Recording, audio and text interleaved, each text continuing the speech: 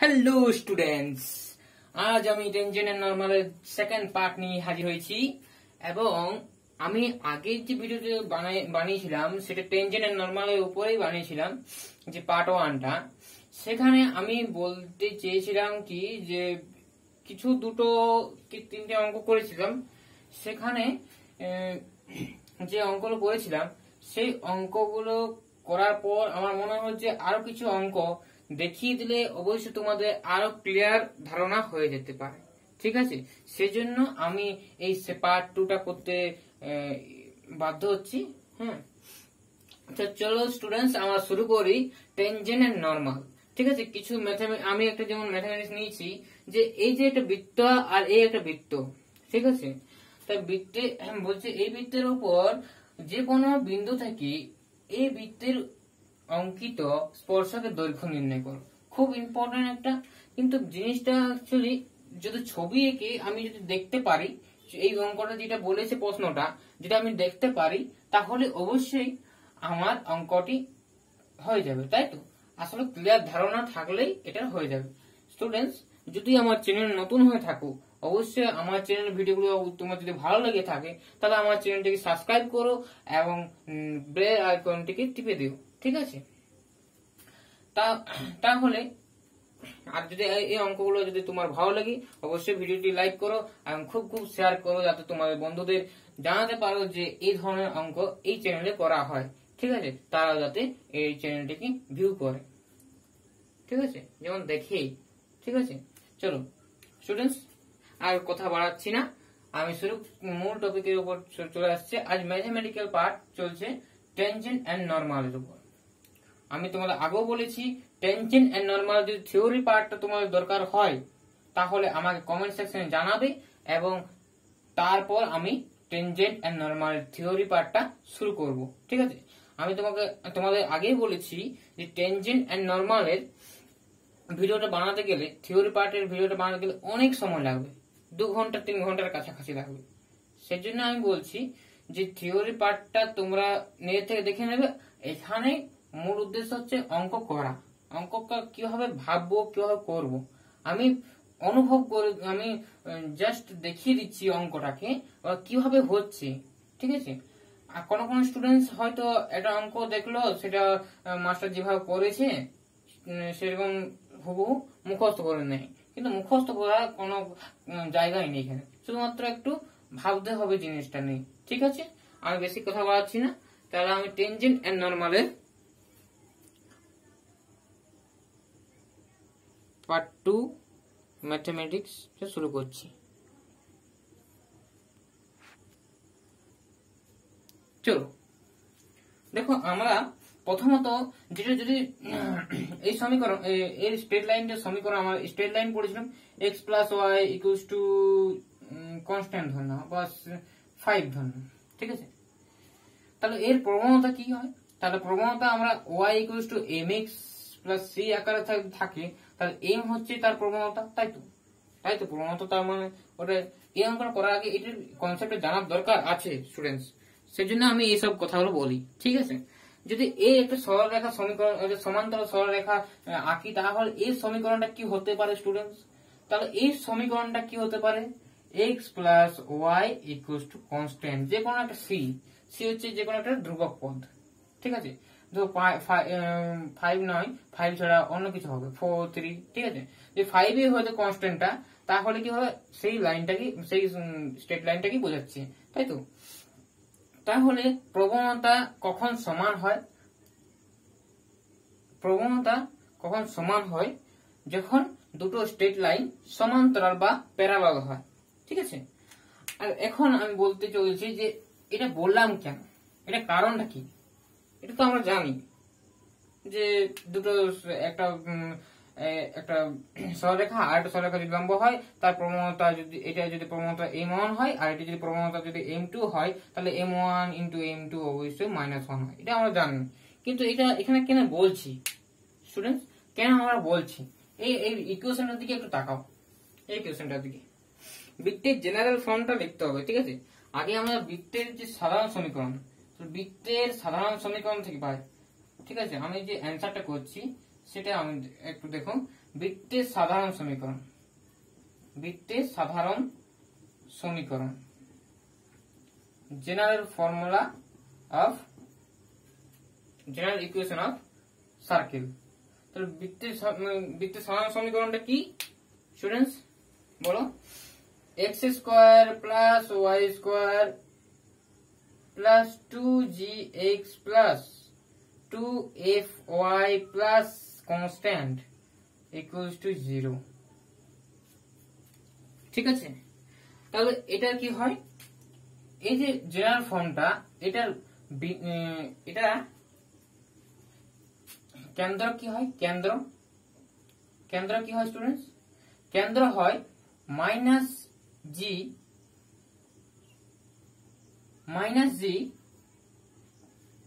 Comma minus F, that is, এখানে বলে দিচ্ছি শুধুমাত্র। আর এবং ব্যাসার্ধ কি হয়? ব্যাসার্ধ কি হয়? ব্যাসার্ধ যদি আর হয় তাহলে root over g square plus f square plus c square, sorry minus c, sorry এটা মাইনাস সি হয়। ঠিক আছে স্টুডেন্টস, এরকম ভাবে আমরা করে থাকি সাধারণত। চলো এখন এই যে 1 নম্বর সমীকরণটা যে জেনারেল ফর্মুলাটা আর এই যে বৃত্তটা, দুটোর থেকে আমি কমন মানে দেখবো যে কি হচ্ছে। ঠিক আছে, যদি দেখি স্টুডেন্টস, লিখবো যে প্রদত্ত সমীকরণগুলি, প্রদত্ত বৃত্তের সমীকরণগুলি, প্রদত্ত বৃত্তের সমীকরণগুলি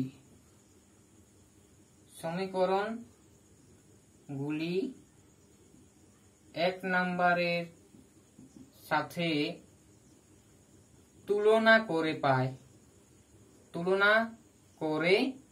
পায়, কি পাই? তুলনা করে পাই। তাহলে কিরকম? তাহলে বিন্দুটা আমরা কেন্দ্রটা কি পাবো? এখান থেকে দেখো, এখানে -4x আর এটা হচ্ছে 2g, মানে 2g সমান এখানে -4, তাহলে g সমান কি হচ্ছে? -2। তাহলে কি হচ্ছে? এখানে এটা 1 নাম্বার, এটাকে 2 নাম্বার সমীকরণ দাও, এটা 2 নাম্বার সমীকরণ আমি দিচ্ছি, আর এটাকে 3 নাম্বার সমীকরণ দাও, এটা 3 নাম্বার দেবে। আমি প্রথমত দিয়ে দিলাম, তোমরা আরো জায়গায় লিখে তারপর দেবে।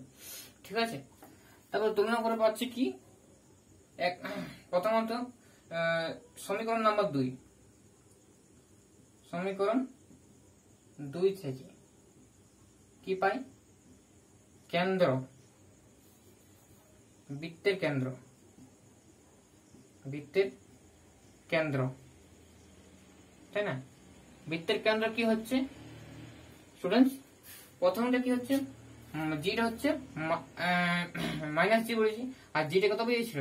-2, তাই এটা যদি মাইনাস গুণ করে এটা +2 হচ্ছে, তাই তো? তাহলে কি হচ্ছে?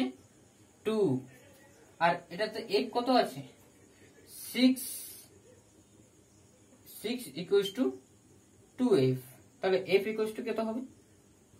3, আর -f -2 গুণ করলে এটা হচ্ছে, তাহলে -2 গুণ করা হচ্ছে -f টা হচ্ছে, তাহলে -3 তার কেন্দ্র। এবং ব্যাসার্ধ কত হচ্ছে স্টুডেন্টস? তাহলে ব্যাসার্ধ বা রেডিয়াস, 2 নম্বর সমীকরণ, মানে 2 নম্বর যে বৃত্তটা আছে না, এই যে বৃত্তটা সমীকরণটা, তার এটা বেরোচ্ছে কেন্দ্রটা, তার ব্যাসার্ধ বেরোচ্ছে কত হবে? 2 স্কয়ার 4 -3 স্কয়ার 9 -c বলতে প্লাস মাইনাসে প্লাস প্লাস মাইনাস মাইনাসে +2, তাই কি হচ্ছে? তাহলে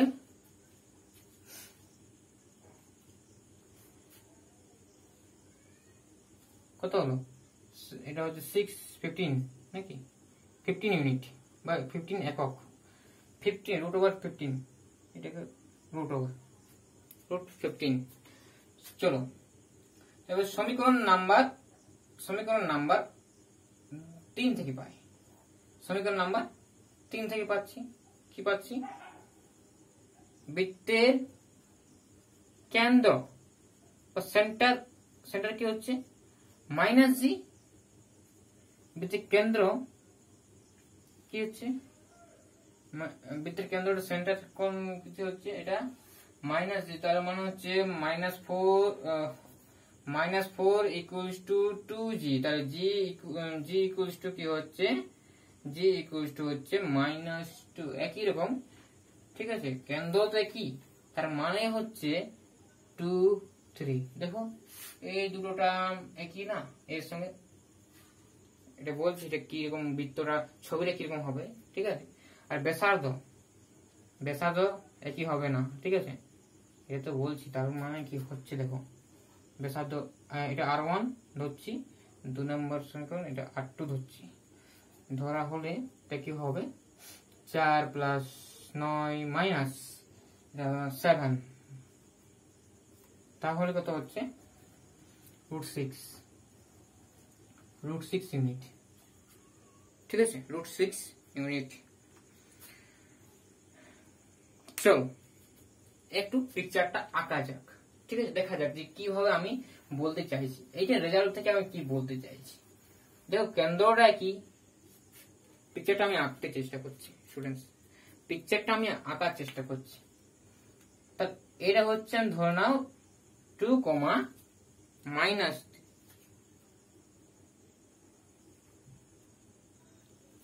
তা ধরে নাও স্টুডেন্টস এটা হচ্ছে 2, -3, ঠিক আছে, এটা সার্কেল হচ্ছে এরকম একটা সার্কেল দিতে হবে, সার্কেলটা ঠিক মতো হচ্ছে না, কিন্তু সার্কেলটা জাস্ট এরকম হবে ধরুন, আরে কিন্তু একই কেন্দ্র কিন্তু রেডিয়াসটা √6, ঠিক আছে, না রেডিয়াস এটা যদি রেডিয়াসটা কত হয়, রেডিয়াসটা √6 হয়, আর অপরটা কত হবে 15, তাই না, √15টা একটু বড় হবে এরকম ভাবে, তার মানে এক কেন্দ্রিক দুটি বৃত্ত, তখন দেখো দুটো বৃত্ত সমীকরণ তুলনা করো, ঠিক আছে, শুধুমাত্র কনস্ট্যান্ট পার্টটা, এই যে কনস্ট্যান্ট পার্টটা শুধুমাত্র চেঞ্জ আছে, তার মানে কি আমি বলেছিলাম যে দুটো সরলরেখা কি হচ্ছে সমান্তরাল হচ্ছে, শুধুমাত্র কনস্ট্যান্ট চেঞ্জ হচ্ছে, তাই তো x + y = 5 ছিল, তাহলে x + y এটা এই দুটো মানে সমান্তরাল, ঠিক আছে, সেরকম এটা কনস্ট্যান্ট চেঞ্জ হয়েছে, তার মানে এটা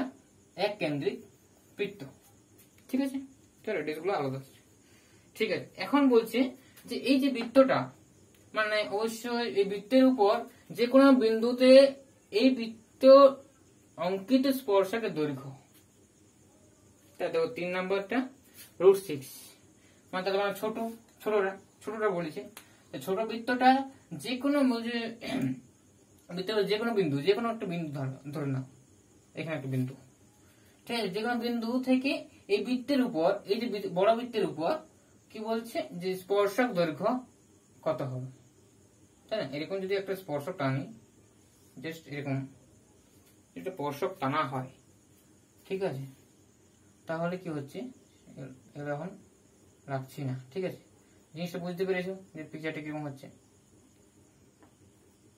জাস্ট এখানে কেন্দ্র আছে, ঠিক আছে, জাস্ট স্পর্শক, কার স্পর্শক, এই বৃত্তের স্পর্শক, ঠিক আছে।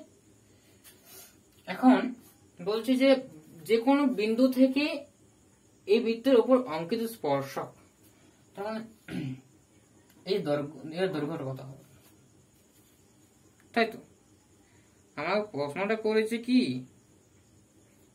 এইটা নির্ণয় করতে, এই যে পি নাম দিই, এই যে টি নাম দিই, এটা মানে সেন্টার সি যদি নাম দিই, ও নাম না দিয়ে সেন্টার যদি সি নাম দিই, তাহলে কি হবে, জাস্ট এটা আমি যোগ করছি, তাই সিটি কত হচ্ছে, সিটিটাই তো আমাদের √6, তখন r2, এখন এটার সঙ্গে এটা যোগ করে দিচ্ছি, ঠিক আছে, যোগ করলে কি পাবো, আমাকে দৈর্ঘ্যটা নির্ণয় করতে বলছে এটা, তাই না, এটা দৈর্ঘ্যটা নির্ণয় করতে বলছে, কত হবে পিটি দৈর্ঘ্যটা আমাদের নির্ণয় করতে, স্পর্শক অঙ্কিত দৈর্ঘ্য হচ্ছে পিটির দৈর্ঘ্যটা আমাদের কত হবে তার নির্ণয় করতে বলছি। P10 কত হবে, তাই তো আমাকে ওই প্রশ্নটার উত্তর খুঁজতে হবে। তাহলে একটা প্রশ্ন আমরা নিচু ক্লাসে আমি পড়েছিলাম, কি পড়েছিলাম যে ক্লাস 10-এ, ঠিক আছে, ক্লাস 10-এ পড়েছিলাম কি একটা বৃত্ত আছে, তার যে ব্যাসার্ধ তার স্পর্শকের উপর অবিলম্ব, মানে হচ্ছে তার 90 ডিগ্রি কোণ করে থাকে, তাই তো স্টুডেন্টস। তার মানে এই যে কোণটা সেটা হচ্ছে 90 ডিগ্রি, এটা হচ্ছে 90 ডিগ্রি। তাহলে এই যে ত্রিভুজটা পাচ্ছি, ত্রিভুজ সিপিটি কি হলো, একটা সমকোণী ত্রিভুজ, রাইট অ্যাঙ্গেল ট্রায়াঙ্গেল, ঠিক আছে। তাহলে কি বললাম, কি পেলাম, 90 ডিগ্রির বিপরীত বাহুটা কি হয়, অতিভুজ হয়, সঙ্গে বড় বাহু, সিপি বড় বাহু। তার মানে সিপি যেটা স্টুডেন্টস, সিপি, ঠিক আছে, যেটা সি আর পি অতিভুজ। তা পিথাগোরাস সূত্র সাহায্যে কি বলতে পারবো, পিথাগোরাস সূত্র সাহায্যে অতিভুজ স্কয়ার সমান লম্ব স্কয়ার, লম্ব আর ভূমি, তাই না, যে কোনো একটা ধরো, এটা লম্ব ধরো না এটা ভূমি ধরো, ঠিক আছে। টিপি বা পিটি যা বলা হোক একই ব্যাপার, পিটি স্কয়ার মাইনাস প্লাস হবে এটা সিটি স্কয়ার। তাহলে সিপি মানে এটা বড় বৃত্তের ব্যাসার্ধ না, তো √5, তাই তো, এটা হচ্ছে R1, তাহলে এটা হচ্ছে R1 স্কয়ার পিটি বলতে এখানে কি বোঝাচ্ছে স্টুডেন্টস, পিটি বলতে এখানে কি বোঝাচ্ছে, যেটা আমাদের নির্ণয় করতে হবে স্পর্শকের দৈর্ঘ্যটা, ঠিক আছে, স্পর্শকের দৈর্ঘ্য মানে এখানে হচ্ছে পিটি হলো নির্ণেয় স্পর্শকের দৈর্ঘ্য,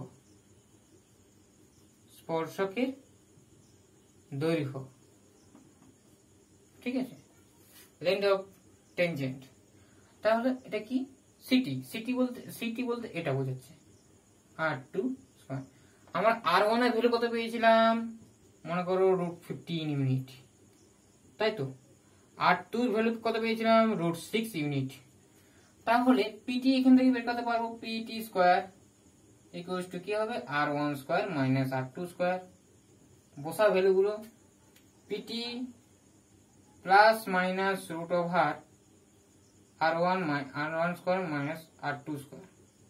বলো প্লাস দেবো না মাইনাস নেব, বলো প্লাস দেবো না মাইনাস নেব, কোনটা নেব।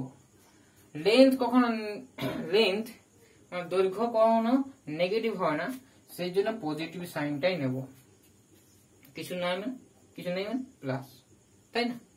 তাহলে R1 স্কয়ার মানে 15, এটা স্কয়ার করলে তো 15 হচ্ছে না, আর এটা হচ্ছে -6 √9, দ্যাট ইজ 3 ইউনিট। এটা হচ্ছে অঙ্কের ট্রিক, এটা অঙ্ক করার একটা পদ্ধতি, এরকম করে অঙ্কগুলো করতে হবে, ঠিক আছে, আস্তে আস্তে করে শিখতে হবে অঙ্ক করে। যদি স্টুডেন্টস তোমাদের মুখস্থ করে এসেছো এতদিন, এখন তাহলে সিরিয়াস হয়ে যাও যে তোমরা এরকম ভাবে অঙ্কগুলোকে ভাববে, ঠিক আছে। আমি খুব আস্তে আস্তে বলি, কারণ তোমরা সব জিনিসটাই গোটা জিনিসটাই তোমরা খুব ভালো করে বুঝতে পারো, ঠিক আছে। এটা অন্য কোনো অর্থ নেই, ঠিক আছে। আমি খুব তাড়াতাড়ি বললে তোমরা হয়তো বুঝতে নাও পারতে পারো, সেজন্য খুব আস্তে আস্তেই আমি বলি, ঠিক আছে। তোমাদের কাছে ক্লিয়ার হলেই আমার কষ্ট করাটা সাফল্য লাভ করবে, ঠিক আছে। চলো, তোমাদেরকে কষ্ট করতে হবে, অঙ্ক করতে হবে, তার মানে ঠিক আছে, অঙ্ক করতে হবে, অঙ্ক করতেই হবে। চলো, তোমরা অবশ্য আমার নামটা ভুলে যাও না, আমার নাম হচ্ছে উজ্জ্বল গড়াই,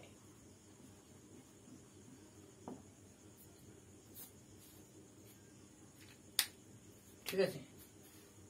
বলে যেতেই পারো আমি অতটা ফেমাস নই, কিন্তু ফেমাস হতেও চাই না, শুধুমাত্র তোমরা সাপোর্ট করে থাকো তাহলেই হবে। আর একটা অঙ্ক করি খুব সুন্দর ভাবে। দেখো অঙ্কটা এইচএস এসেছিল। দেখো স্টুডেন্টস, এর মান কত হলে এই যে সরলরেখাটা এই যে অধিবৃত্তের স্পর্শ করবে। স্পর্শ করা মানে হচ্ছে এই যে সরলরেখাটা এটা টেনজেন্ট হবে, তাই তো? টেনজেন্ট মানে টেনজেন্ট মানে স্পর্শক। তাহলে এটা কি হচ্ছে, এটার পিকচারটা কিরকম হয়? পিকচারটা আমাদের হয় এরকম, এটা যদি এক্স এক্সিস হয়, এটা এক্স ড্যাশ হয়, এটা ওয়াই হয়, এটা ওয়াই ড্যাশ হয়, তাহলে এটা কি এটা কিরকম পিকচারটা হয়? এটা স্ট্যান্ডার্ড কিছু, ঠিক আছে? এরকমটা হয়, ঠিক আছে? এরকম ভাবে চলে যাচ্ছে। এটা হলো প্যারাবোলা বা অধিবৃত্ত, ঠিক আছে? এই যে এভাবে হচ্ছে আর কি, মানে এই যে সরলরেখাটা, এই সরলরেখাটা এই যে সমীকরণ, এই যে অধিবৃত্তটাকে ঠিক আছে স্পর্শ করছে, ঠিক আছে? চলো তাহলে স্টুডেন্টস কি হচ্ছে, এটা যে আমার আছে, ঠিক আছে, এই যে অধিবৃত্তটা, সেটাকে আমরা 1 নাম্বার ধরছি এবং আমাদের এটাকে 2 নাম্বার ধরছি, ঠিক আছে? এটাকে 2 নাম্বার ধরছি। এখন কি করব? এখন আমরা কি করব, এটা থেকে আমরা y বের করব। এখান থেকে আমাদের ইমপ্লাই করবে y মানে হচ্ছে 1/4 মাইনাস 3/4x, তাই না? এটা হচ্ছে আমাদের, এটা হচ্ছে, আর এটাকে আমি তুলনা করব কার সঙ্গে? এটাকে এইটাতে 2 নাম্বার না দিয়ে এটার 2 নাম্বার দাও, ঠিক আছে স্টুডেন্টস? তাহলে কি হচ্ছে, তাহলে আমরা কি জানি, উই নো, আমরা জানি y equals to mx plus c। যদি ওই অধিবৃত্তের সরলরেখা আমি বলেছি না, যদি দরকার হয় অবশ্যই আমি করিয়ে দেব থিওরি পার্টে, ঠিক আছে? থিওরি পার্টে এই জিনিসটা আছে, তোমরা একটু দেখে নেবে, না হলে যদি আমাকে বলো তাহলে আমি থিওরি পার্টটা পড়ে দিতে পারি, ঠিক আছে? কমেন্ট সেকশনে অবশ্যই তোমরা বলবে এই ভিডিওটা কেমন লাগছে। তাহলে y equals to mx plus c সরলরেখাটি যদি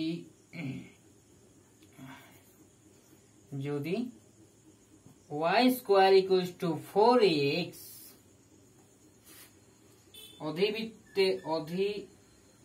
অধিবৃত্তকে স্পর্শ করে, মানে স্পর্শ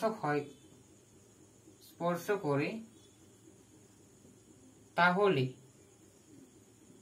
কি হয়? c equals to m by a, এই শর্তটা হয়, ঠিক আছে? c equals to m by a এই শর্তটা হয়, ঠিক আছে? এই থিওরি পার্টে এটা বলা আছে, প্রমাণ করাও আছে থিওরি পার্টে। তোমরা যদি চাও তাহলে আমি থিওরি পার্টে প্রমাণ করে দেখিয়েও দিতে পারি, কিন্তু আমাদের টাইম নেই, ঠিক আছে?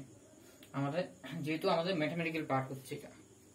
চলো তাহলে এখান থেকে সি কোনটা হচ্ছে বলো, এটা হচ্ছে সি, তাই না? কনস্ট্যান্ট, তাহলে হচ্ছে কনস্ট্যান্ট, অতএব 2 নম্বর থেকে পাই, অতএব সি হচ্ছে 1/4 ইকুয়ালস টু m কত হয়? m minus 3/4 by a। এটা শর্তটা হয় a by m হয়, সরি আমার একটু ভুল, ঠিক আছে? মনে রাখতে হবে এটাকে। a by a বলতে এখানে কি a আছে, তো a by m বলতে -3/4, ঠিক আছে? তাহলে এখান থেকে এর ভ্যালুটা নিশ্চয়ই বের করতে পারা যায় নাকি? তাহলে গুণ করে দাও, তাহলে হচ্ছে a equals to 1/4 into -3/4 and answer হচ্ছে -3/16, -3/16 it is the answer। তাহলে এর মান কত হলে এই সরলরেখাটি এই স্পর্শ করবে? স্পর্শ যখন করবে তখন এই যে সমীকরণটা, মানে এই যে কন্ডিশনটা, এটা হচ্ছে শর্ত, সেই শর্তটা সিদ্ধ করবে। ঠিক আছে স্টুডেন্টস, এটা কিন্তু মনে রাখতেই হবে। ঠিক আছে, এটা এম। ঠিক আছে, এটা প্রবণতা, সরলরেখার প্রবণতা এম। তবে এটা হচ্ছে আমাদের অ্যান্সার। চলো নেক্সট কি আছে সেই ম্যাথমেটিক্সে যাওয়া যাক।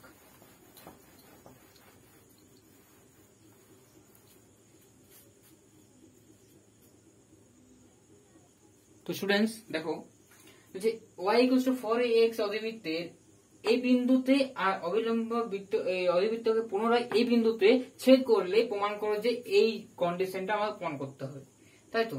তাহলে এরকম কন্ডিশন প্রমাণ করার আগে আমি একটা ছবিটা দেখিয়ে দিই কিরকম করে ছবিটা হচ্ছে।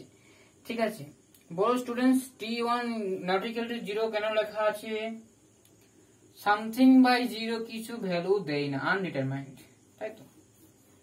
এটা বলো দাদা তুমি বলছো ভুল, তাহলে ইনফিনিটি দিতে, ইনফিনিটি কোনো নাম্বার নয়, অসীম কোনো নাম্বার নয়। ঠিক আছে,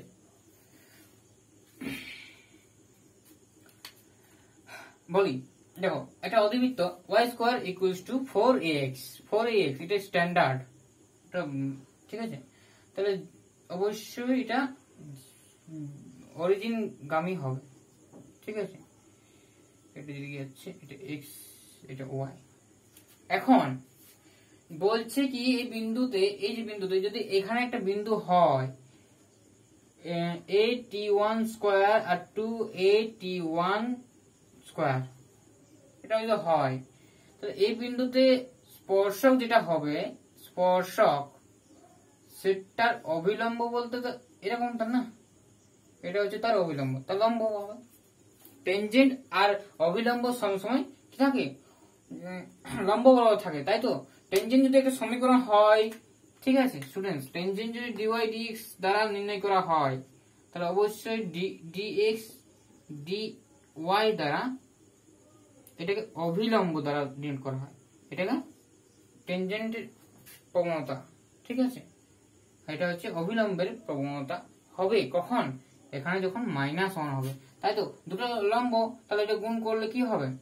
জেনারেলি মনে হচ্ছে যে এই dx dx কাটা যাচ্ছে, এটি কাটা যাচ্ছে, তো ওরকম ভাবেই ভাবো, কিন্তু আসলে এটা নয়। ঠিক আছে, তাহলে দুটোর গুণফল আমরা জানি যে দুটো সরলরেখার গুণফল কি হয়, লম্ব সরলরেখার গুণফল কি হয়? -1 হয়, তাই তো। প্রবণতার গুণফলটা -1 হয়। তো টেনজেন্টের যদি প্রবণতা যদি m1 হয়, সেটা dy dx হয়, তাহলে অবশ্যই m2 টা অবশ্যই -1 বাই কি হবে? m1 হবে, তাই তো। তাহলে এটা যদি হয় -1 বাই dy dx, তাহলে হচ্ছে -dx dy। তাহলে এটাই তো আমাদের কি অবিলম্বের প্রবণতা। চলো এখন বলি, তোমার এটা বলার কারণেই হচ্ছে এই অঙ্কটা সেই ইয়েতেই মানবে। তাহলে এটা যে সমীকরণটা সেটা কিন্তু এইখানেও কিন্তু একটা ছেদ করেছে, পুনরায় বলেছে না, পুনরায় ছেদ করেছে। কি বন্ধু?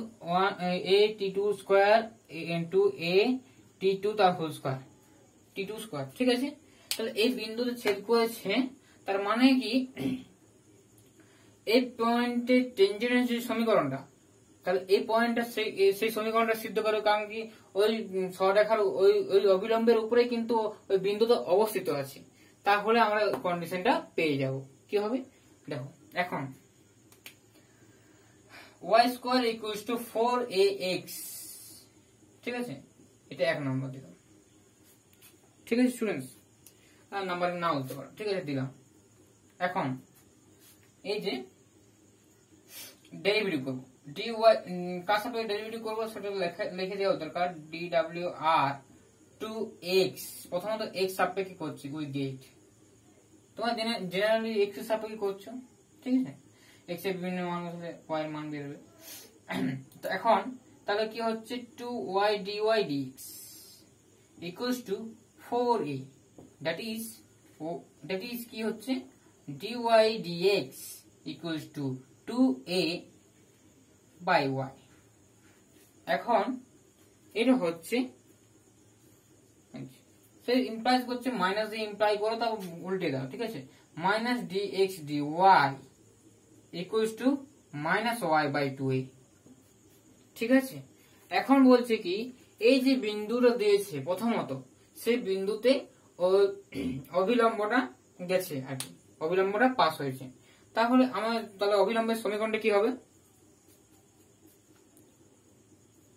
তাহলে অবিলম্বের সমীকরণটা হবে, এখানে দেখছি ছবিটা এঁকে নিতে পারো, আঁকলে তোমাদের ক্লিয়ার হয়ে যাবে। ঠিক আছে, তো অতএব অবিলম্বের সমীকরণ না, এটা এরকম না লিখে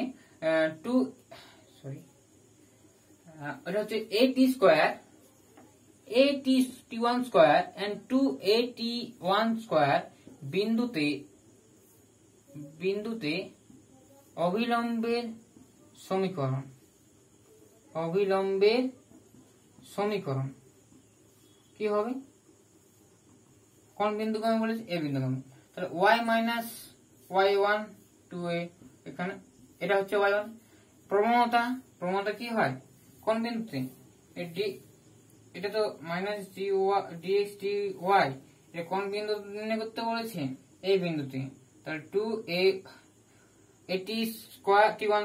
and 2at1²। তাহলে এখানে পাচ্ছি y বাই মাইনাস y বলতে 2at1² বাই 2a, তাই তো? তাহলে কি হচ্ছে? এই 2 ক্যান্সেল and t1²। ঠিক আছে, এটা কি পেলাম? t1²।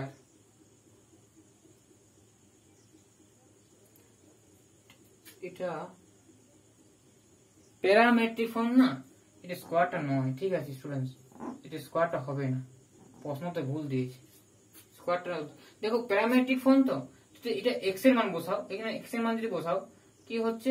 4a² and t1²। তাহলে এটা যদি y1 তাহলে 4a² t1²। হ্যাঁ, এখন ঠিক আছে, এটা ঠিক আছে, এই প্যারামেট্রিক ফর্মটা ঠিক আছে। এটা বিন্দু হচ্ছে প্যারামেট্রিক ফর্ম।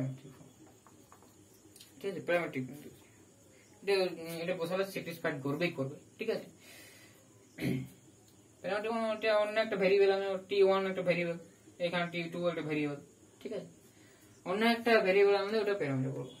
আর যেহেতু ওটা সিদ্ধ করছে সেজন্য ওটা ওই বিন্দুর প্যারামিটার হচ্ছে। ঠিক আছে, চলো এখন বলছি যে এটা মাইনাস আছে, মাইনাস t1 t হবে, তাই তো? t হবে, ঠিক আছে, t1 হলো, এটা t1।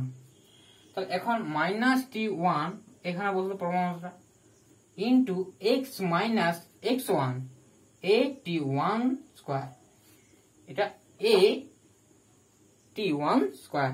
এখন এটা দরকার নেই এখন অন্তত। ঠিক আছে, এখন আমি বলতে চাইছি কি, এই সমীকরণটা পেয়ে গেলাম। এখন সমীকরণটা পেয়ে গেছি, তাহলে আমাদের একটু ভালো করে লিখি, y মাইনাস 2at1² মাইনাস 80টা গুণ করে দিলে ভালো হয়। ঠিক আছে, গুণ না করলেও ঠিক আছে, থাক, এরকম থাকবো। ওইটা অধিবৃত্তটা আমরা 1 নম্বর ধরেছিলাম, 2 নম্বর। ঠিক আছে, যেহেতু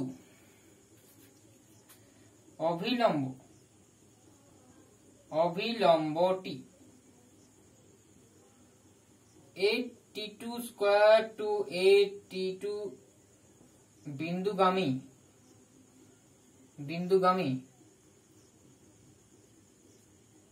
অতএব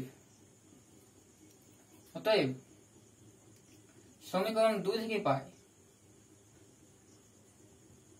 সমীকরণ 2 থেকে কি পাচ্ছি? x এর জায়গায় কি বসবে? এটা বসবে, আর y এর জায়গায় এটা বসবে, কারণ কি স্যাটিসফাই করছে। একটা বিন্দু একটা সরলরেখার উপর আছে, তার মানে এই সরলরেখার সমীকরণটাকে এই বিন্দু স্যাটিসফাই করবে, তাই তো? এটা ঠিক আছে। আরেকটা যদি পলিনোমিয়াল হয়, এরকম একটা যদি পলিনোমিয়াল হয়, পলিনোমিয়াল হচ্ছে বহুপদী। ঠিক আছে, x² - 1 = 0, তাহলে কি বীজ হচ্ছে? x² - 0। ঠিক আছে, তাহলে এটা আমাদের এটা পাচ্ছি x² = 1। তাহলে এটা কার সমীকরণ? দেখো, এটা হচ্ছে দুটো প্যারালাল স্ট্রেট লাইনের উপর +-1। তাহলে হচ্ছে +1 হচ্ছে এটা, আর -1 হচ্ছে এটা। তাহলে কটা বিন্দু ছেদ করেছে? দুটো বিন্দুতে। এক্স কে দুটো বিন্দু ছেদ করেছে। দুটো বিন্দু ছেদ করা মানেই হচ্ছে ওই 1 আর -1 দুটোই এখানে বসাও না কেন স্যাটিসফাইড করবে।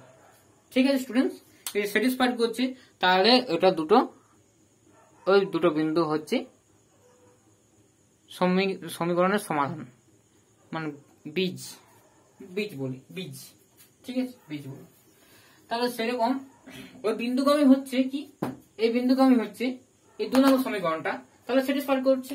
তাহলে বসিয়ে দাও যে এটা 2at2 মাইনাস 2at1 স্কয়ার, এটা হচ্ছে, এখন জায়গাটাকে বড় করে লেখার জন্য আমি মুছে দিলাম, t1 ইন্টু x এর জায়গা হচ্ছে at2 square minus at1 square. এখন শুধুমাত্র ক্যালকুলেশন করলেই উত্তরটা চলে আসবে। ঠিক আছে, উত্তরটা এখন চলে আসবে। উত্তরটা আমাকে দেখতে হবে যে কিভাবে আছে, সেরকম ভাবেই আনতে হবে। টি2 টা একা আছে, টি2 একা আছে, টি2 এখানে, টি2 এখানে আছে, টি2 আর এখানে টি2 আছে, তাই টি2 আনতে হবে। ঠিক আছে, চলো কি করে করা যায়। দেখো এখান থেকে এ আর এখান থেকে এ আছে, তাহলে এটা আমি কমন নিচ্ছি, জাস্ট কমন নিচ্ছি। তাহলে স্টুডেন্টস কি কমন নিলে কি হবে স্টুডেন্টস?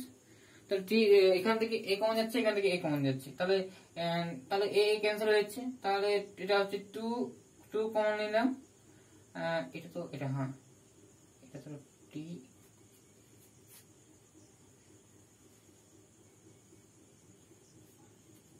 এটা তো t2 1 হবে না, এটা ভুল লিখছি, তাই তো, এটা আসলে ঠিক আছে। এখন ঠিক আছে, তাহলে 2 টা কমন নিচ্ছি, তাহলে কি হচ্ছে t2 মাইনাস কি হচ্ছে students, t2 minus t1, minus t1, এটা ক্যান্সেল করছি, t2 স্কয়ার t1 স্কয়ার আছে তো। এখন স্কয়ার সূত্র 2 ইন্টু 1 মাইনাস t1, এখান থেকে পাচ্ছি t2 প্লাস t1। স্টুডেন্টস হলো, এখন এটা পেলাম, আমার t2 নির্ণয় করতে বলেছে, তাই তো। তাহলে এখন t2 plus t1 equals to, এটা হচ্ছে minus 2/t1 and t2 ultimately পেলাম মাইনাস t1 মাইনাস 2/t1, আর হয়ে লিখতে হবে t1 নট ইকুয়াল টু 0। তাহলে আমরা প্রমাণটা এনে ফেলেছি, তাই তো, প্রমাণ এনে ফেলেছি। চলো নেক্সট যে ম্যাথমেটিক্সটি আমরা করব সেটা বোর্ডে দেখা যাচ্ছে। দেখো দারুণ সুন্দর অঙ্কটা, দেখো স্ক্রিনে মানে বোর্ডে দেখাচ্ছে। ঠিক আছে, এটা কি, এটা একটা বক্র, এটা একটা বক্র, পরস্পর কি হচ্ছে লম্ব ভাবে ছেদ করে। আন্ডারলাইন গুলোকে একটু লক্ষ্য করবো। ঠিক আছে, আর এটা আমাদের প্রমাণ করতে হবে, তাই তো স্টুডেন্টস, এটা আমাদের প্রমাণ করতে হবে। তো কিভাবে প্রমাণটা করবো, সলিউশন বা অ্যান্সারটা কি? ঠিক আছে, আমরা জানি দুটো বক্ররেখা যখন ছেদ করছে লম্ব হবে, তাদের প্রবণতার গুণফলটা কত হবে? -1 হবে। তাই তো, প্রথম যে এটা আছে ax square plus by square equals to 1, এটা 1 নম্বর সমীকরণটা। এটা হচ্ছে cx square plus dy square equals to 1, এটা হচ্ছে 2 নম্বর দাও। এখন 1 নম্বরকে ডেরিভেটিভ করো। 1 নম্বর কি, উভয় x এর সাপেক্ষে কি ডেরিভেটিভ করে পাই, অবকলন করে পাই, অবকলন করে পাই। কি পাই? প্রথমত এটা x এর সাপেক্ষে যখন ডেরিভেটিভ, তাহলে হচ্ছে 2ax plus 2by into dy dx equals to 0। তাহলে কি হচ্ছে, dy dx যেটা পাচ্ছি স্টুডেন্টস, সেটা হচ্ছে টু টু এমনি ক্যান্সেল আউট হয়ে যাচ্ছে, minus A X by B Y, এটা হচ্ছে আমাদের, ঠিক আছে। এখন 2 নাম্বারকে কিরকম করে পাবো, সিমিলার হবে উভয়ে, ঠিক আছে। 2 নাম্বারকে উভয়ে এক্স এর সাপেক্ষে অবকলন করে পায়, ঠিক আছে। তখন কি হচ্ছে 2cx 2dy dx equals to 0, constant derivative কি হয় 0 হয়। তাহলে কি হচ্ছে এটা dy dx equals to minus cx by dy।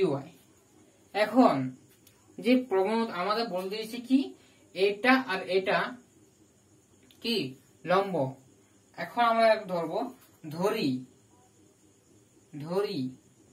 1 number O 2 number বক্র দুটি x1, y1 বিন্দুতে লম্বভাবে ছেদ করে। এখন স্টুডেন্টস, যদি দুটো বক্ররেখা এরকম হয়, দুটো বক্ররেখা একটা হলো আর একটা বক্ররেখা এরকম হলো, তাই কি হলো, দুটো যদি লম্বভাবে ছেদ করে, তার মানে কি যে এই বিন্দু সমীকরণটা এটা সিদ্ধ হবে, আর এই সমীকরণ এই বক্রটা সিদ্ধ হবে, তাই তো, ঠিক আছে। বক্রটা আসলে আমাদের হাইপারবোল। চলো দেখা যাক যে এই যে বিন্দুটা বলে দিয়েছি, এই বিন্দুতে লম্বভাবে ধরে নেওয়া হচ্ছে যে ছেদ করছে, তাহলে ওই বিন্দুতে প্রবণতার গুণফলটা কি হবে, -1 হবে, তার মানে লম্ব তো। তখনই আমরা লিখবো এটা কি ডেরিভেটিভ গুলো মুছে দিলাম, ঠিক আছে, আমি লিখে দিচ্ছি। তাহলে dy dx ফ্রম এটা 1 নম্বর সমীকরণটা কি ছিল স্টুডেন্টস, কি ছিল, এখান থেকে কি পাচ্ছি মাইনাস ax বাই by। এটা 2 নম্বর সমীকরণ থেকে কি পাচ্ছি, dy dx টা কি পাচ্ছিলাম মাইনাস, তাহলে স্টুডেন্ট এটা কি হচ্ছে মাইনাস cx বাই dy, ঠিক আছে। ABCD অবশ্যই আমাদের কনস্ট্যান্ট, এখন কিন্তু 0 নয়, ঠিক আছে, 0 নয়, কারণ 1 বাই কোনো মান হয় না, ঠিক আছে, 1 বাই 0 কোনো মান হয় না। ABC অবশ্যই এখানে বলে দেওয়ার দরকার ছিল, ABC not equal to 0, ঠিক আছে, CO not equal to 0 R DO not equal to 0 বলা উচিত ছিল, ঠিক আছে। এখন এই যে বিন্দুতে আমরা পেলাম কি, এই বিন্দুতে আমরা পাচ্ছি সেটা তৈরি করবো, তাই তো। অতএব আমরা কি পাচ্ছি, যেহেতু 1 নাম্বার লম্ব 2 নাম্বার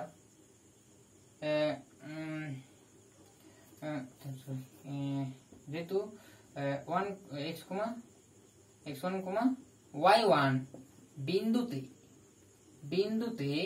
1 লম্ব 2 মানে 1 নম্বর সমীকরণ লম্ব 2 এর সঙ্গে, তখন আমরা পাচ্ছি কি dy dx at পয়েন্ট কোনটা, কোন পয়েন্টে, এই পয়েন্টে x1, y1 into dy dx, এটা ফর 1, ঠিক আছে, এটা ফর 1, এটা ফর দুটো একসঙ্গে হয়ে যাচ্ছে তো, মানে গুলিয়ে যেতে পারো, এটা হচ্ছে ফর 2 ইনটু হচ্ছে কি হচ্ছে স্টুডেন্টস, আমার কি লম্ব যেহেতু বলা আছে, তাহলে প্রবণতার গুণফলটা কি হবে, -1 হবে, তাহলে -1। এখন স্টুডেন্টস কি হচ্ছে -1 হলো। এখন এই যে বিন্দু স্যাটিসফাই করবে কি হবে, তোমরা দেখে নেবে কি হবে, মাইনাস এটা হচ্ছে মাইনাস ax1 বাই এটা হচ্ছে by1, এটা হচ্ছে এটার জন্য ইন্টু এটার জন্য হচ্ছে এটা হচ্ছে মাইনাস cx1 বাই dy1, এটা হচ্ছে -1।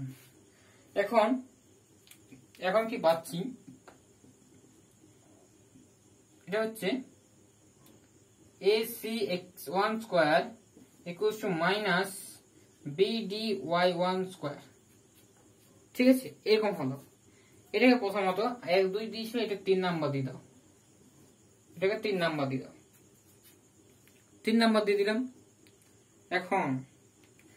এখন স্টুডেন্টস কি বলছে যে 1 নাম্বার কোথায়, এই বিন্দুতে লম্ব হচ্ছে আর 2 নাম্বারটা লম্ব হচ্ছে, তার মানে এই বিন্দুটা একেও স্যাটিসফাইড করবে আর একেও স্যাটিসফাইড করবে, তাই তো। তো এখন আমরা কি পাচ্ছি, 3 হয়েছে, 3 নাম্বার হয়েছে। এখন আমরা এই যে এটা হচ্ছে 3 নাম্বার হলো। এখন আমরা কি পাবো, যেহেতু x1 and y1 দুটো বিন্দু 1 ও 2 এর উপর অবস্থিত, অতএব ax1 square plus by1 square equals to 1, এটা আমাদের দিচ্ছি 3 4 নাম্বার দিলাম, ধরলাম। তাহলে এটা হচ্ছে তোমার cx1 x1 square plus dy1 square, এটা আমাদের 2 নাম্বার, এটা থেকে পেলাম 1, এটা আমরা 5 নাম্বার দিচ্ছি। ঠিক আছে স্টুডেন্টস, 5 নাম্বার দিলাম। এখন কি করব, একটু এটাই আমাদের লজিক। ঠিক আছে, আমাকে এটাই আমাদের বুঝতে হবে যে কিভাবে আনলে এই প্রমাণটা আনতে পারবো। ঠিক আছে, 4 মাইনাস 5 হচ্ছে স্টুডেন্টস, 4 মাইনাস 5 হচ্ছে। এখন এই 4 মাইনাস 5 এটা সাবট্রাক্ট করে দিই, তাহলে কি হবে, তাহলে এটা হচ্ছে x স্কয়ারটা কমন যাচ্ছে a মাইনাস c, তাই না, বিয়োগ করলে বাঁ দিকে বিয়োগ, ডান দিকেও বিয়োগ, মাইনাস না প্লাস y স্কয়ারটা কমন যাচ্ছে, একটু তো ভাবতেই হবে না, এইটা হচ্ছে। আর এখন এটা যদি আমি লিখি x1 square a minus c, এটা হচ্ছে এদিকে নিয়ে গেলে d minus b two y1 square, বোঝা গেল। এটা দেখো যদি, ঠিক আছে, এটা ছিল এরকম, তাহলে 3 নাম্বারকে এটা আমি যদি 6 নাম্বার দিই, নাম 5 6 নাম্বার যদি নাম দিই, এখন যদি 6 ডিভাইডেড 3 করি, মানে বাঁ দিকের সঙ্গে ভাগ আর ডান দিকের সঙ্গে ভাগ করে দিই, সুবিধা। এখন তাহলে এটা ইমপ্লাই কি করছে, যে ভাগ করে দিই, ভাজিত করে দিলাম ভাগ।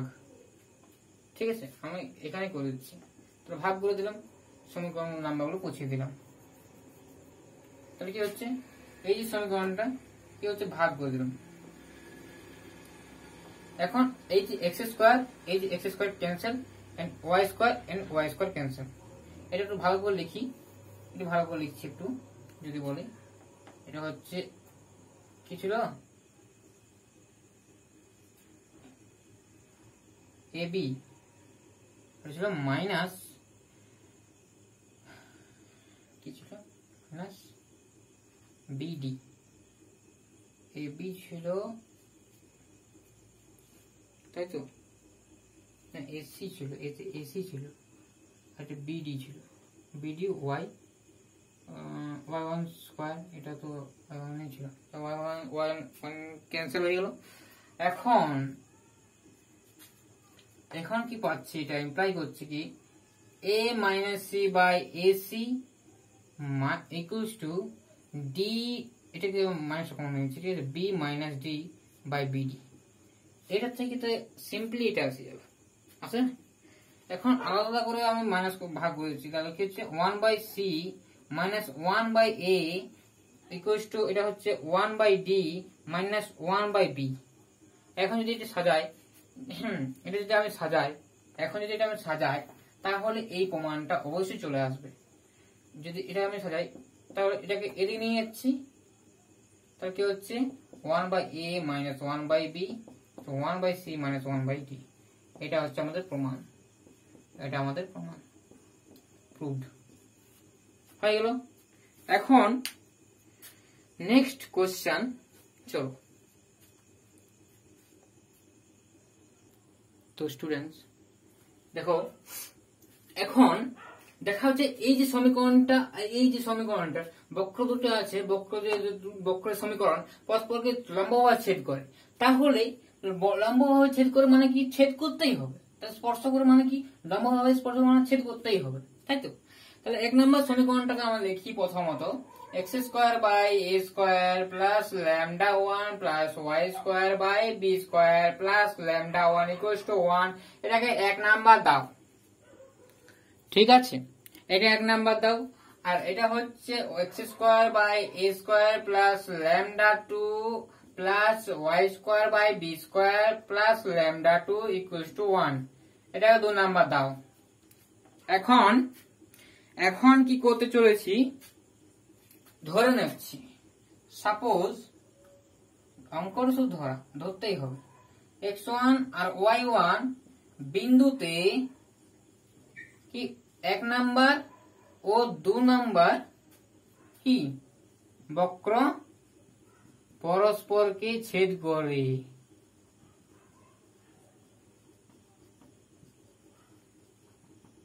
ঠিক আছে, ছেদ করে ধরে নেওয়া হলো। কিভাবে ছেদ করে? এটা এরকম ভাবে ছেদ করছে, দুটো বক্র আছে, এরকম ভাবে ছেদ করতে পারে অথবা এরকম ভাবে ছেদ করতে পারে, যে ভাবে ছেদ করতেই পারে। ঠিক আছে, তো আমাকে প্রমাণ করতে হবে যে লম্বা ভাবে ছেদ করবে। ঠিক আছে, এটা একটা বক্র কিরকম হবে, ঠিক আছে, পিকচারটা জরুরি নয়, আমি অঙ্কটা দেবো। ঠিক আছে, দেখো এই বিন্দুতে 1 এবং 2 যে সমীকরণ, মানে বক্রের সমীকরণটা মানে ছেদ করছে আর কি, মানে বক্র দুটো ছেদ করছে, স্পর্শ করছে, ধরা হচ্ছে ছেদ করছে, তাই তো? লম্বভাবে স্পর্শ করা মানে ছেদ করতেই হবে, প্রমাণ করতে হবে। এখন প্রথমে ডেরিভেটিভ আর দ্বিতীয়টা ডেরিভেটিভ নির্ণয় করো। কোন বিন্দুতে? এই বিন্দুতে। তারপরে যদি তার প্রবণতার গুণফলটা -1 চলে আসে, তাহলে আমরা বলবো তারা পরস্পর লম্বভাবে কি ছেদ করে, অবশ্যই আমরা বলতে পারবো। এখন করো, 1 নাম্বারকে ডেরিভেটিভ করছি, ঠিক আছে?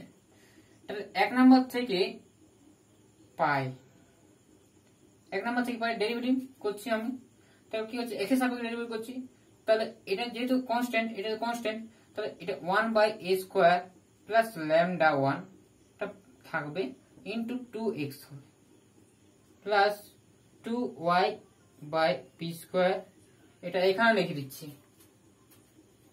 ঠিক আছে, তাহলে এটা হচ্ছে কি 2x, আর এটা হচ্ছে plus 2y and b² plus λ1, এটা হচ্ছে, আর এটা হচ্ছে 0, তাই তো? কিন্তু এখানে dy dx টা লিখতে হবে, dy dx একটা আছে না? ঠিক আছে, এখন 2 নাম্বার থেকে পাচ্ছি, 2 নাম্বার থেকে পাই কি পাচ্ছি, এর derivative 2x/a² plus λ2 plus 2y/b² plus λ2 into dy dx equals to 0। এখন কি করছি স্টুডেন্টস, দেখো এখন দেখাচ্ছি যে পরস্পর লম্ব। ঠিক আছে, ঠিক আছে, জায়গাটা বেশি নেওয়ার জন্য করলাম। এখন আমি ডেরিভেটিভটা নির্ণয় করছি, dy dx কি হচ্ছে, তাহলে dy dx কি হচ্ছে স্টুডেন্টস, মাইনাস 2 ক্যান্সেল আউট হয়ে যাচ্ছে, 2 ক্যান্সেল আউট হয়ে যাচ্ছে, তাহলে মাইনাস x/a² প্লাস ল্যামডা, এটা হচ্ছে into b² plus λ1 by y। এটা তো সাজায় লেখা ভালো হয়, minus x/y into b² plus λ1 by a² plus λ। ঠিক আছে, এটা খেয়াল করবে কিভাবে করছি। এখন কোন বিন্দুতে নির্ণয় করতে বলেছিলাম, x1, y1।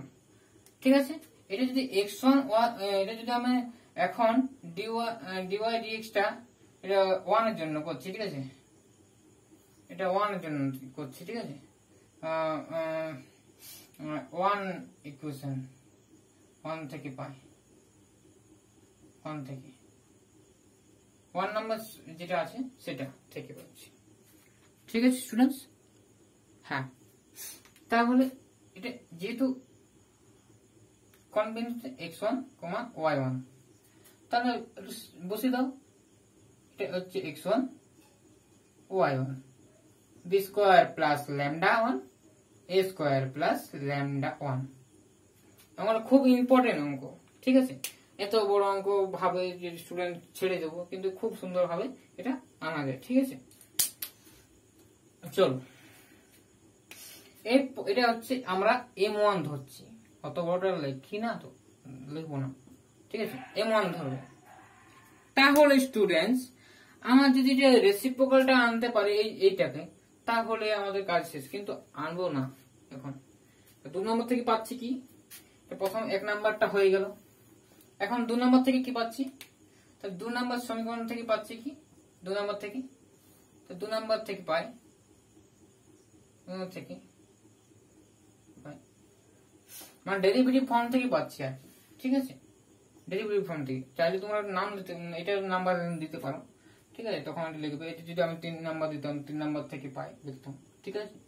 এখন dy dx টা নির্ণয় করি, এখন dy dx টা নির্ণয় করি।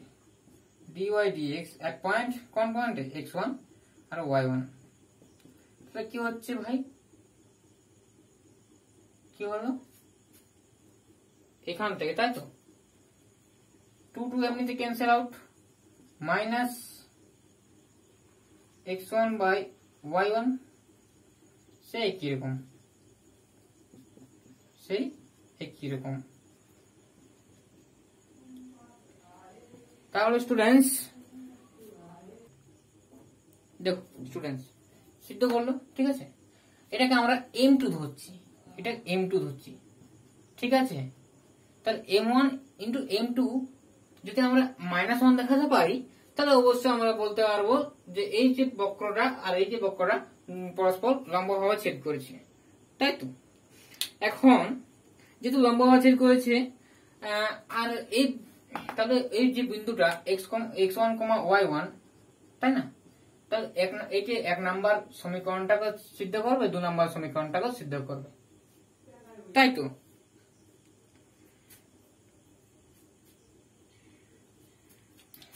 তাহলে এখানে লিখে দিই বিন্দুটি 1 নাম্বার ও 2 নাম্বারকে সিদ্ধ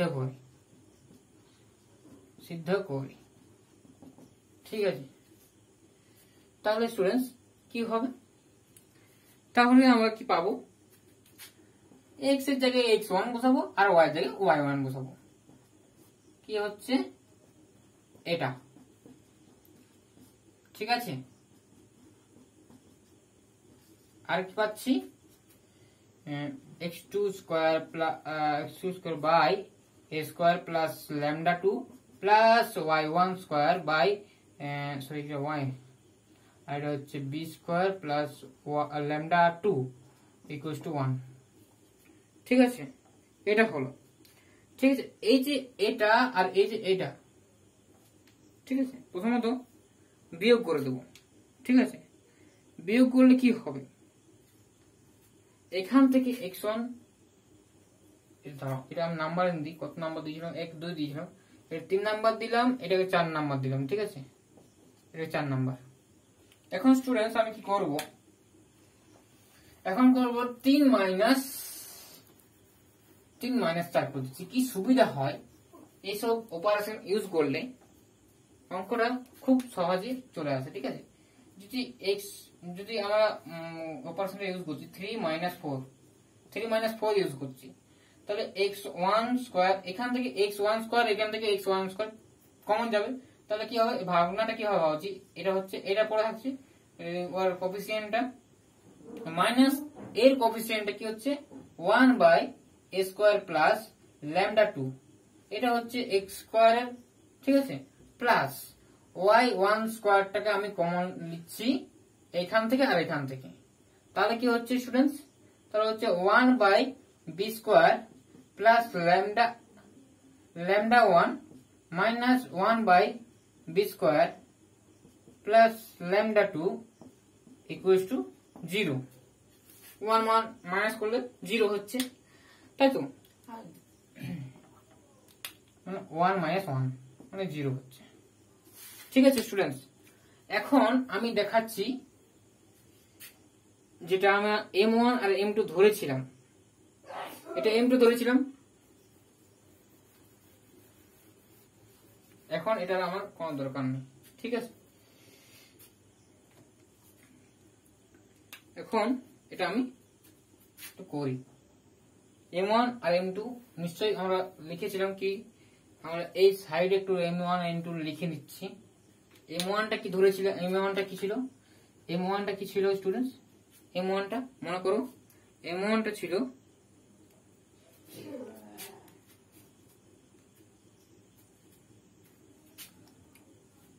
m1টা কি ছিল,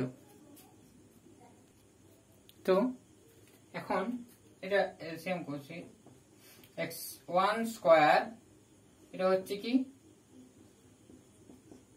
এটা হচ্ছে ডাইরেক্ট লিখে দেবো, ডাইরেক্ট লিখে দিচ্ছি, lambda 2 minus lambda 1 by a² plus lambda 1 into a² plus lambda 2, এটা plus y² into b² plus lambda 1 into b² plus lambda 2, এটা হচ্ছে ল্যামডা 2 মাইনাস ল্যামডা 1, এটা হচ্ছে ইকুয়াল টু 0। ঠিক আছে স্টুডেন্টস, তাহলে কি হচ্ছে, আমরা ল্যামডা 2 মাইনাস ল্যামডা 1 টাকে ক্যান্সেল আউট করে দিতে পারি উভয় দিক থেকে, তাহলে কি হচ্ছে, ক্যান্সেল আউট করতে পারি, নিশ্চয়ই করতে পারি, ঠিক না, ক্যান্সেল আউট নিশ্চয়ই করতে পারি। এইটা এই টার্মটা আর এই টার্মটা বিয়োগ মানে কমন নিয়ে 0 সঙ্গে মানে ভাগ করতে পারি, তাহলে হচ্ছে x1 square by a² plus lambda 1 into এটা হচ্ছে a² plus lambda 2 plus y1 square by b² plus lambda 1 b² plus lambda 2 equals to 0। এখন কি করছি, এখন আমরা এটাকে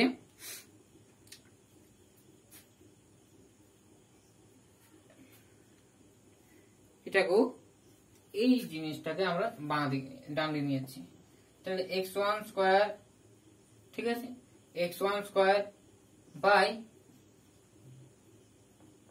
a² plus lambda 1 into a² square plus lambda 2 equals to minus y1 square by b² plus lambda 1 into b² plus lambda 2। একটু সাজাতে হবে, বেশি কিছু না, একটু সাজাতে হবে। ঠিক আছে, একটু সাজাবো, কিভাবে সাজাবো দেখো, এখন সাজাবো কি হবে, এরকম আনবো আর কি, ঠিক আছে, এটা আনবো, এরকম আনবো, তাই না, তাহলে এখানে -1টাকে রেখে দিলে ভালো হয়। তাহলে একটা পদ্ধতি মাথায় এসছে, একটু দেখি, করে দেখি। ঠিক আছে, m1 আর m2 থাকুক, কারণ দরকার আছে। m1 আর m2 গুণফলটা -1 দেখাতে হবে, তাই তো, যেহেতু লম্ব বলেছি।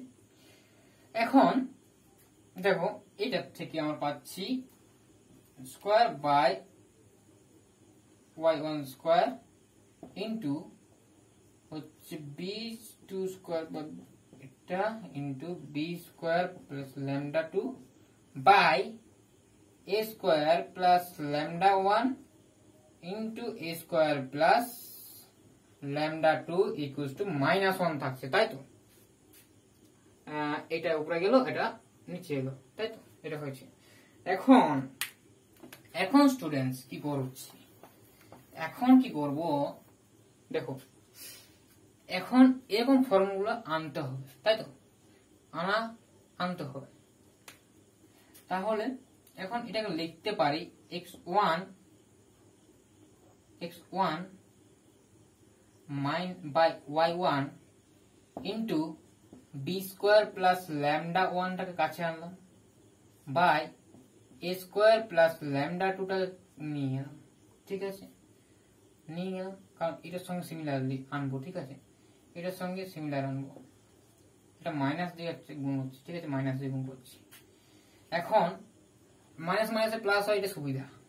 ঠিক আছে, এটা ইন্টু আছে আর x1 আর এটা দেখো x1 B square plus lambda 2 by y1 A square plus lambda 2, এটা হচ্ছে আমাদের -1। এখন দেখো minus minus plus x square y square. এখন এটা একদম ঠিক আছে, এটা ডিভাইড মানে ভাগ করে লিখে দিলাম। তাহলে এটা মানেই তো আমরা জানি কি m1 আর এটা মানেই আমরা জানি m2, তাই না? যেহেতু মাইনাস m এলো, অতএব প্রদত্ত বক্র দুটি কি লিখব? প্রদত্ত বক্র দুটি পরস্পর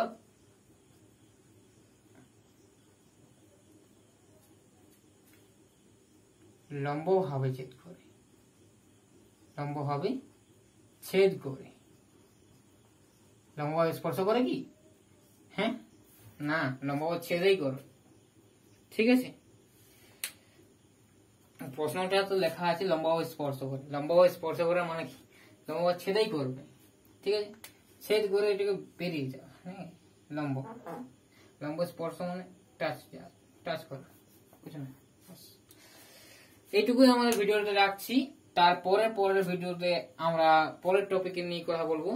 ঠিক আছে, আর স্টুডেন্টস, যদি আমার চ্যানেলটি যদি এই অঙ্কগুলো ভালো লেগে থাকে অবশ্যই লাইক করো, কমেন্ট করো, শেয়ার করো, আর খুব ভালো করে পড়ো। হ্যাঁ, আর বাকি অঙ্কগুলো করো এবং এক্সারসাইজের অঙ্কগুলো করো। ঠিক আছে, আর তোমাদের বলতে চাচ্ছি যদি কোনো অসুবিধা হয় অঙ্কতে, তাহলে আমাকে কমেন্ট করে জানাও যে এই অঙ্কটা কিভাবে হবে, আমার করে দেন, তখন আমি করে দিতে পারি স্টুডেন্টস। ঠিক আছে, অবশ্য তোমরা কমেন্ট করে জানাবে। ঠিক আছে, আর বেশি কিছু বলছি না, এই পর্যন্ত আমি ভিডিওটা স্টপ করছি। Thank you for watching my video.